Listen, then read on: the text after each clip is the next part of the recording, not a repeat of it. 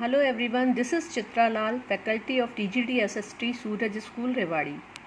Today we will read a new chapter, chapter number 2 of History, the Earliest Society. We will discuss about few topics in this chapter like ancestor of human beings, phases of the Stone Age, stone tools of early humans, discovery of fire and Stone Age art. So let's start with our first topic, that is ancestors of human beings. The first one comes in this category are hominids. The early humans who appeared on the earth were ape-like creatures called hominids. They could not walk straight. They lived either on treetops or in caves. They wandered from place to place in search of food and shelter. The next category is of Homo erectus. The changes occurred in the body of hominids and they could stand erect. Now their fingers became more flexible and thus they developed a grip which helped them to hold things firmly. This helped in making tools also.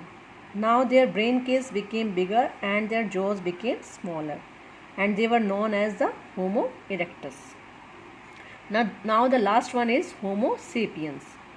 The thinking wise man from which modern day human beings evolved is called Homo sapiens. We can understand them by this picture also. This picture is of hominids, Homo erectus and Homo sapiens. Now let's move to the next topic, that is the Stone Age. The period when stone was used for making tools and weapons is called the Stone Age. It was divided into three periods. The first one is the Paleolithic Age or the Old Stone Age. The second is the Mesolithic Age or the Middle Stone Age. And the third one is the Neolithic Age or the New Stone Age. So we will discuss about them one by one. First one is the Paleolithic Age or the Old Stone Age. It was the longest period of Stone Age. People were hunter-gatherers. They used stone to make tools and weapons. It was further divided into three periods, that are, first one is the Lower Paleolithic Age, second is the Middle Paleolithic Age and the third is the Upper Paleolithic Age. This division was based on the tools that they were used in that period.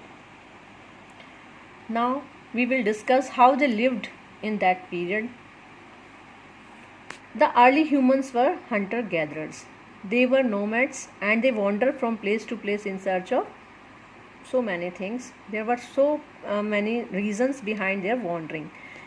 The first one is they wander in search of animals. Students, as you know that animals could not stay at one place. So did the early humans also. The second reason behind their wandering was plants and trees bore fruits in different seasons, so they had to wander to different places in different seasons. The third reason was water. They moved in search of water. As you know that early humans lived near the banks of the rivers and these rivers were seasonal, and when the river dried up they had to move to the other places. And the last reason was the resources. When the resources of a place exhausted, they had to move for newer places. In this period, early humans used two techniques to make tools and weapons, and we will discuss about these two techniques. And in this category, the first one is stone on stone method. In this method, the pebble or the core from which the tool was made was held in one hand, and the other hand then hammered it with another stone till the desired shape was achieved. We can also understand this by this picture. You can see in this picture that one person is holding one stone in his one hand and he is hammering the other stone onto this stone. This is called stone on stone method. The next method is pressure flaking method. In this method, the core or the pebble was kept on a hard surface and a stone or a bone piece was kept over it. The hammer stone would then strike to get the desired shape. We have already seen in this picture that one person is holding his hand on a stone and there is a bone piece in his hand and he is hammering one other stone with the another hand on this bone, and this method is called the pressure flaking method.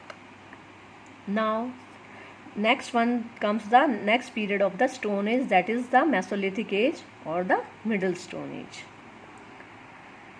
It comes between the Paleolithic age and the Mesolithic age. This period is also known as the period of transition.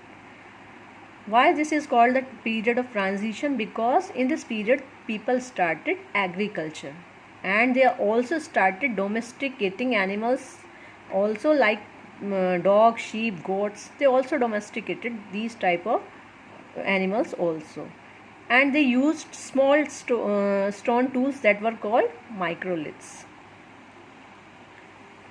The next and the last period, that is the Neolithic age or the New Stone Age. This period was extended from 8000 BCE to 4000 BCE. In this period, people started leading a settled life and they also started producing their own food.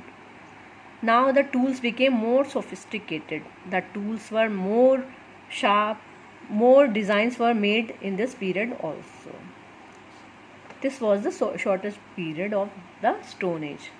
Now the next topic is the discovery of fire. Fire was probably an accidental discovery. While rubbing two pieces of stone or wood together, spark must have been produced and fell on dry leaves nearby, causing a fire. There is no evidences found in the history about the discovery of fire. There is no literary sources or archaeological sources found in the history of human beings that how the fire was discovered, but it was an important discovery in human life. Early humans used fire to scare animals, to cook food, and to light up their surroundings, and so we are doing also till now.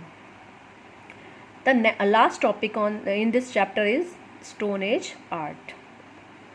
The early humans lived in caves, as I told you earlier that early humans lived in caves or treetops, and they did so many paintings in the caves, and so many paintings have been found in different places like Bhimbetka in Madhya Pradesh and Kurnool in Andhra Pradesh.